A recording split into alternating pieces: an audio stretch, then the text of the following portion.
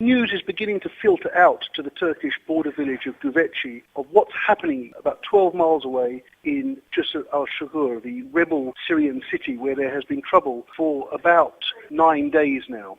I spoke this morning to a man who had come from the other side of the border and had spent Saturday on a hillside with his binoculars watching the Syrian troops entering Jisr Al-Shoghoor.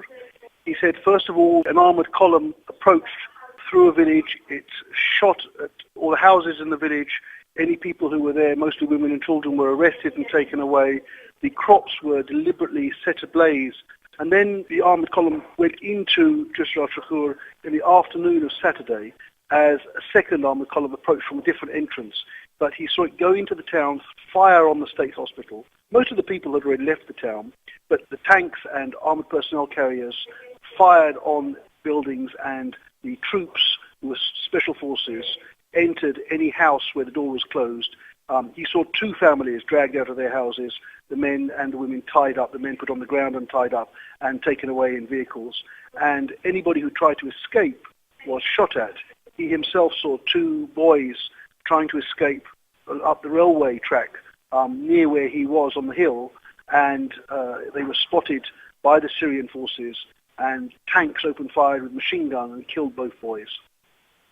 He then saw the Syrian forces set alight the post office there, which is a famous post office because there was a notorious 1980 massacre in the town, and then carry tires into the Mukhabarat, or intelligence office in the town, and set it ablaze.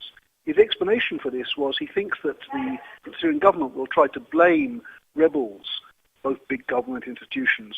He said there was actually no return fire at all. Nobody in the area has guns. He said there were only 1% of the population was still in Jisr Al-Shoghoor.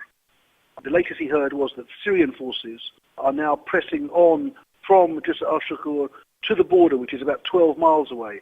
Now, there are thousands of Syrians taking shelter in the hills and in villages closer to the border, ready to run into Turkey if the army arrived. The question is whether these people will now flee, join the 5,000 people who've already come to Turkey.